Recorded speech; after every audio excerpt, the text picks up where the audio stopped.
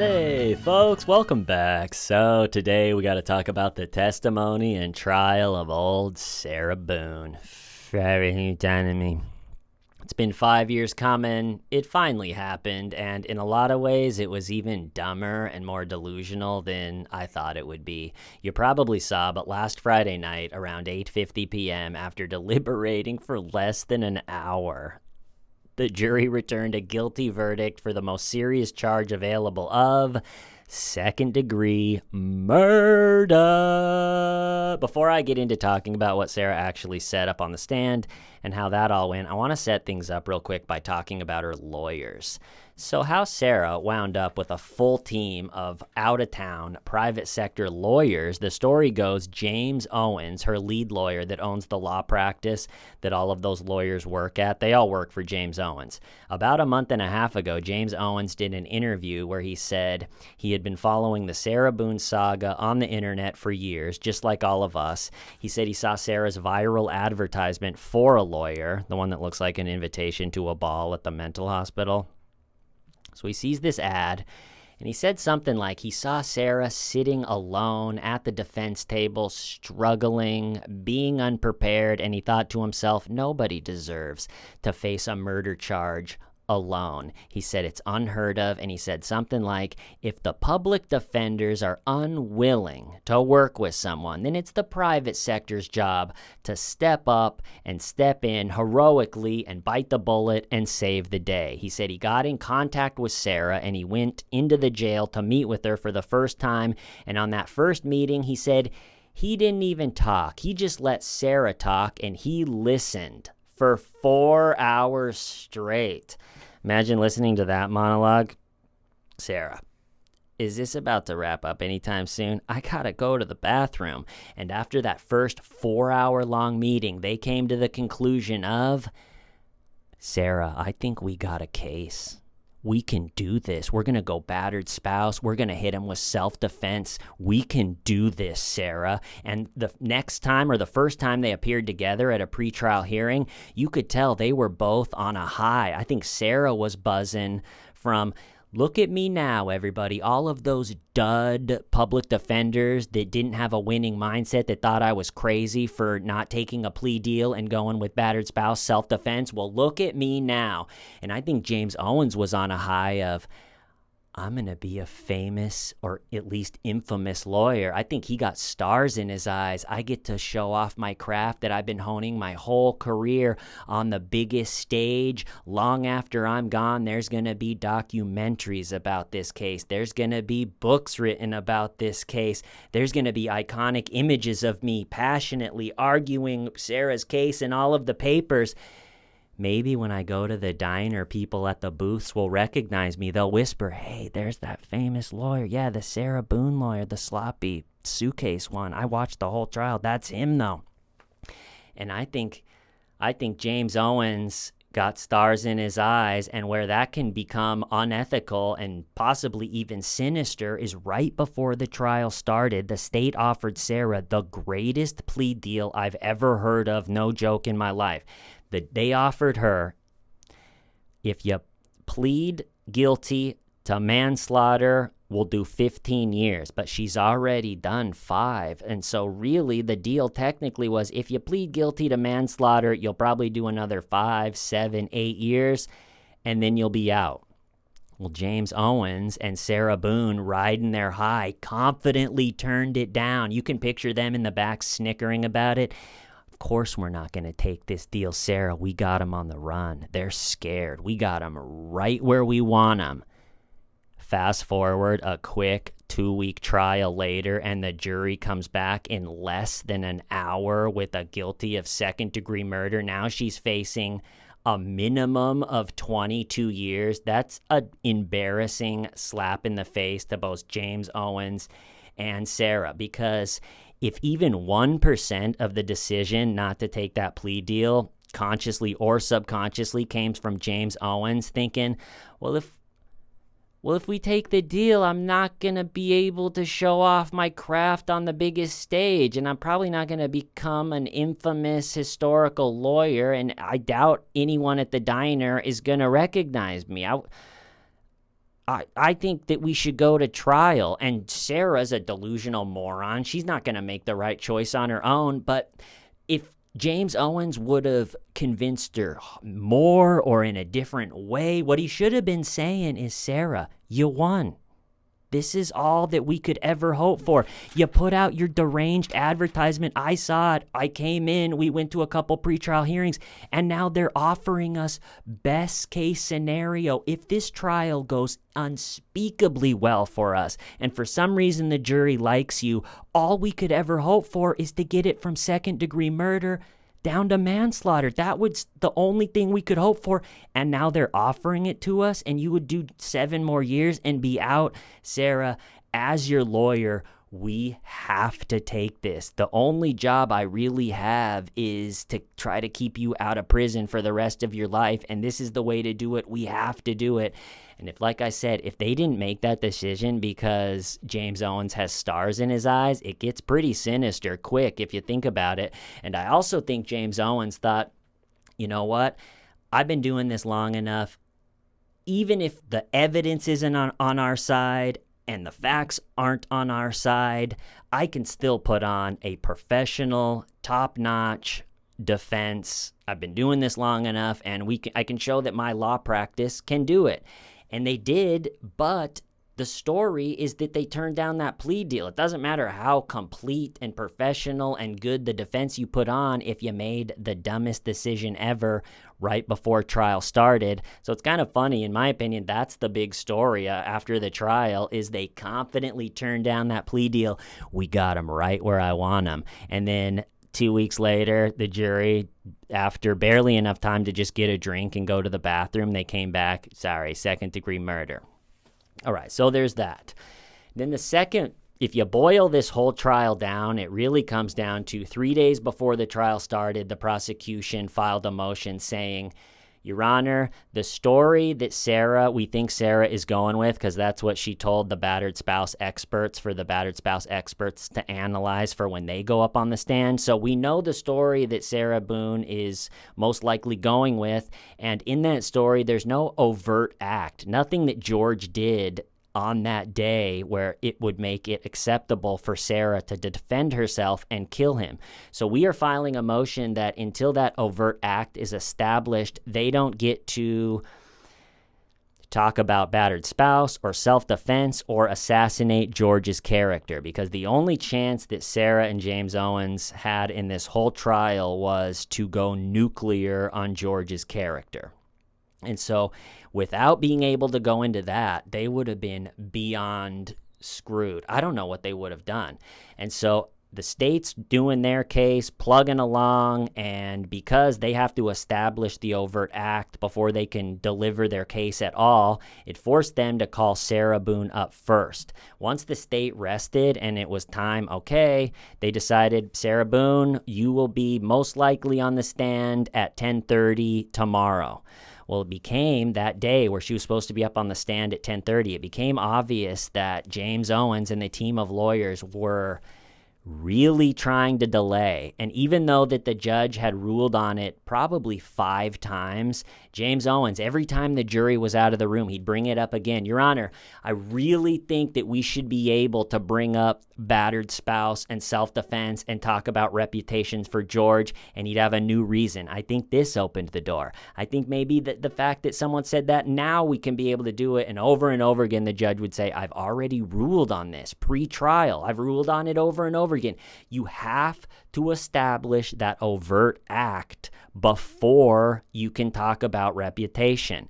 And that day where Sarah was supposed to be on the stand at 10:30 comes and goes, and the defense asks for an acquittal that takes a while, and then Sarah has to go to the bathroom, which takes a while, and then James Owens argues again that he wants to be able to talk about reputation before the overt act, and then everybody's starting to get their nerves are frayed, and this was a great judge. He had so much patience, but then when they tried to delay, or he did delay again, James Owens goes, can we take a second? I want to have some time to look at the suitcase again with Sarah.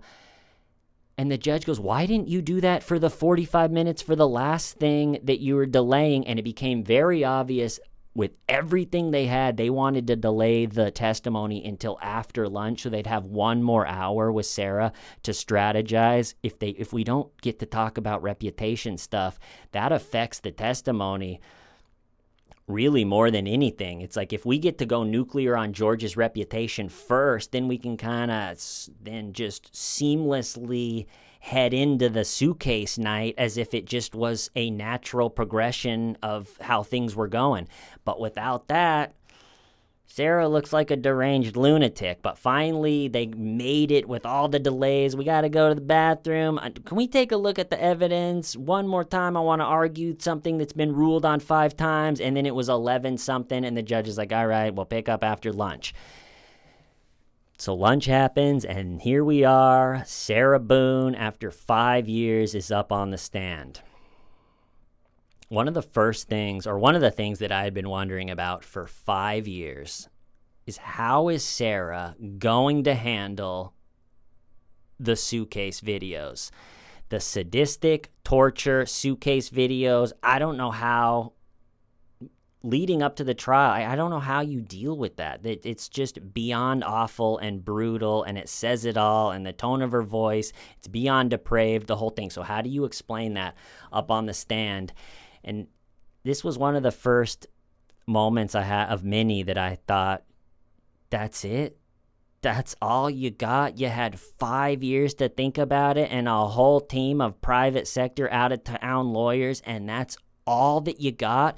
And so how Sarah up on the stand attempted to normalize the suitcase video is with her lawyer during direct, where she's not going to get challenged. She said that she put him in there because she wanted to speak to him in a manner that she was not usually able to. All right, but then when she got challenged on the same thing in cross, the prosecutor said something like, so did you zip him in there to teach him a lesson? Is that correct? And she goes, no. And he goes, all right, well, correct me then. And she said that there was no lesson, but she took the video in hopes that he could watch it later to progress and be a better person. And you could see how with the public defenders it would run into a brick wall, because it's like, all right, Sarah, we're planning our case. We need to figure out how we're going to deal with those videos. They're really awful. And so let's just practice. Why did you take that video? Let's practice. This is court. Why'd you take the video? And she goes, I took it because I was hoping George would watch it and progress and be a better person. The lawyer's like, Sarah, that's just not going to cut it. We got to do a plea deal. You don't understand. You're going to be convicted of murder. So that was the first thing. And that was also one of the times it just hit me like, oh, Sarah doesn't have some story change or something up her sleeve. She's just delusional enough to think the same old stupid story that she came up 5 years ago is going to work, and a jury is just going to see it the way she sees it. The problem is Sarah is delusional. That sums up the whole thing. Sarah thinks she's a nimble-minded, high-functioning adult that's a good mom and has her shit so together that she can help George get him to where she is. She has no ability to see. She's not self-aware. She has no ability to analyze a situation that she was a part of, and ultimately, that's why they weren't able to successfully assassinate George's character, because her lawyer, they started way before the suitcase night talking about the trauma that Sarah went through, because they knew later the experts were going to testify that she had narcissistic traits. So it's like, let's talk about the trauma that she went to. And then they talked about the night, and it was all just, I put him in the suitcase because I wanted to speak to him in a manner that I was not usually able to. And then they got past the night, and then the court took a break. So right after her and her lawyer, she's up on the stand, right when they get to the like she goes upstairs to go to bed, then court broke and they sent the jury off, and then they had to decide, all right, was the overt act established? And I guess the way it goes is they're very strict. You have to establish the overt act or you can't bring in any of your case. But it turns out establishing an overt act is incredibly easy. You basically just have to say anything and the overt act is established. And I didn't know that. The judge didn't say that, like how easy it was. So all of a sudden they send the jury out, and it's a pretty intense moment because it's going, if the judge says they didn't get the overt act established, what are they going to do? They would have had to just sit there and blink at the jury like, nah. Our whole plan to go nuclear on George's character, now we can't do. What's the defense then? You can't do self-defense, can't do battered spouse.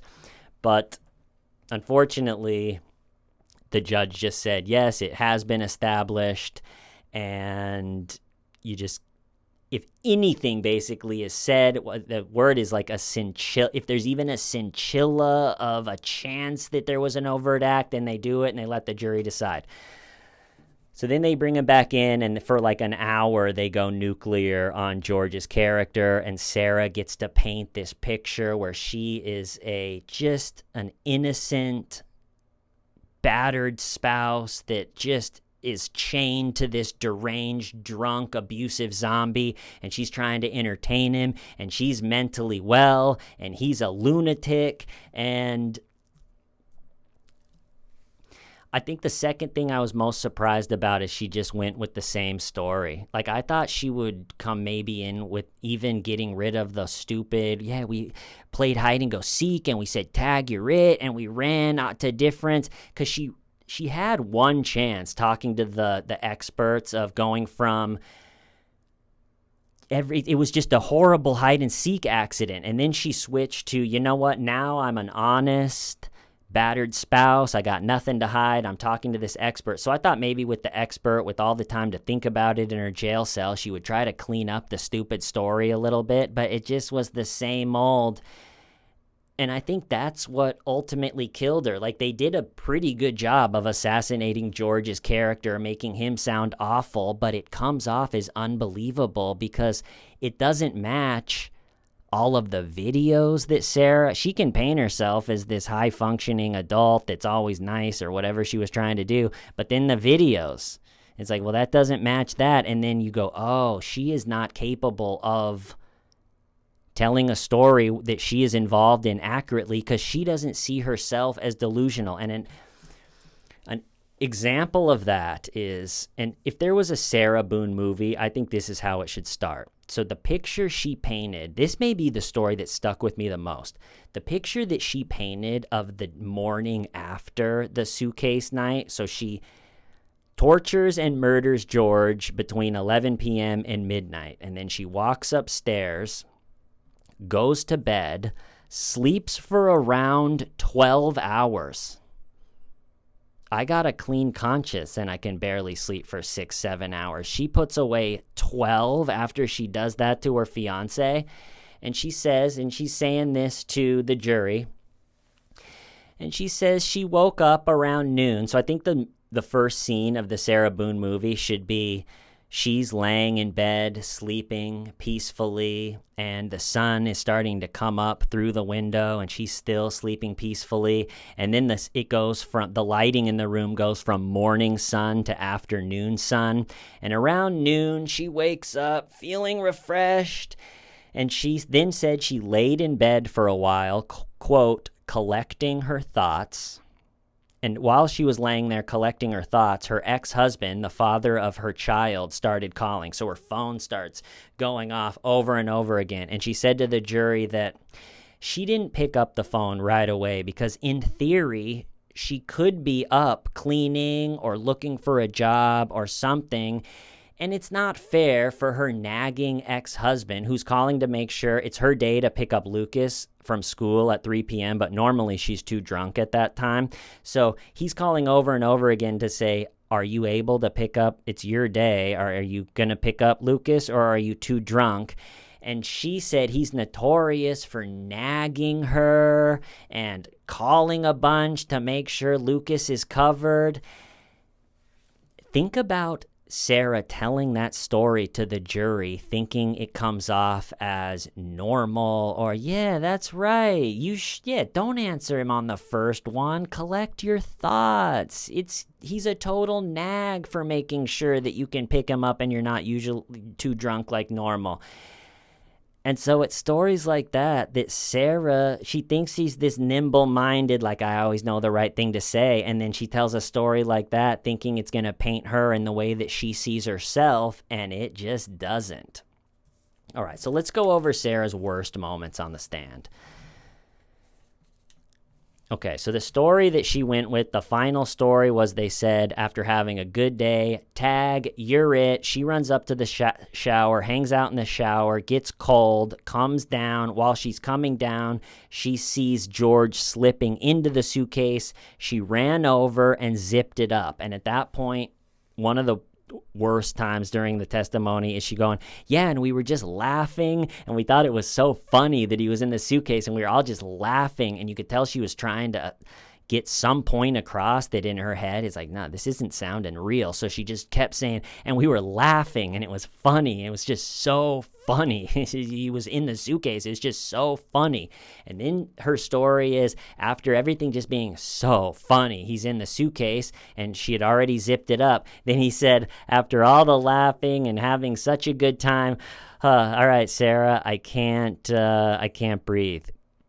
And Sarah said him saying I can't breathe triggered her to be enraged for the times that in her head that weren't that day that he did choke her. And so from even going with the story of I went from laughing to split second to a murderous sadistic rage, Sarah, that's not painting a great picture of you to the jury. But anyway, so she goes into the rage, and then she had to drastically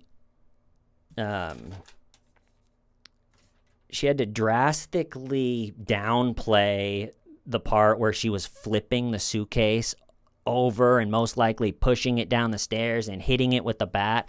And how they did that is she goes, I was just moved it around a little bit, and then when I wasn't going to let him get out. And then when his hand started coming out, she switched it from hitting his hand, which was in the pre-trial, to just poking. So if you're drastically downplaying your story, certain things, changing things, it's probably not a good idea to go with self-defense. A true, real deal self-defense where you're going to go home and not go to prison, you don't have to change anything. You don't have to embellish anything or downplay anything. Another one of those is Nikolai Mew. He was on trial he was trying to go with self-defense. He stabbed like a young person in a river, but he had to add to the story to try to make it self-defense. They stole my goggles, they pulled my pants down, and they pulled a knife on me and went to stab me,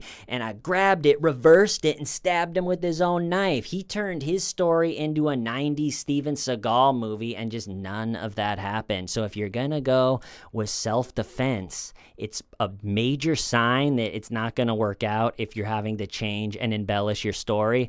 And then the same with Sarah is Nikolai Mew. Nikolai Mew was worse, almost to the point of parody, but thinking you're going to be able to go up on the stand and just say, I don't remember for all the stuff that's incriminating, and then remember perfectly all the stuff that's not, that doesn't work.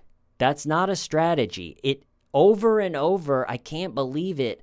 They just go up on the stand and think saying, I don't remember to all of the key parts, and the jury's going to be like, damn, that's good. I believe him. I'm all in. Totally innocent. All right. And then another horrible moment for Sarah, maybe the worst one, is as the cross-examination was wrapping up, the prosecutor said, before you went upstairs and go to bed, did you tell him again that it's his problem? And she goes, I don't remember. And he goes, did you tell him to shh? she goes, I don't remember. And he was asking her, did you say all of the things again that you said? And she's going, I don't remember. And then it crescendoed to, did you do anything to help George out of the predicament that you zipped him up in? And she tried to say something real quick, had nothing to say, paused, and then just said, no. I mean, that's a big moment to not have anything to say. Let's see. Yeah, and then another one I already talked about, but just explaining the video away by saying that she took it and so George could watch it later to be a better person. I mean, that is just a sadistic, deranged, murderous thing to say. Well, I think that's all I got. I'm sitting here trying to see. All right, folks, kind of something funny about my last Sarah Boone video. I had said that she just aged horribly. And if you go look at the comments of that video, there are a number of comments being like, I can't believe you're attacking a woman's looks, and that every time there's a woman defending, everybody cares about her looks. And I'm thinking, I called Nicholas Alaverdian fat and ugly for an hour. No one cared. I called Grant Amato alien head. Nobody cared. Dylan McFatridge got it. Who else? No one cares. And I say that Sarah Boone aged badly and they form a sisterhood against me. The point I was making is the George Orwell quote. Something like, by 50, everybody has the face they deserve. And Sarah is a sadistic, delusional murderer. And I think it shows on her face. And so I'm going to cut it off there. I'll see you next time. Why, Stamina.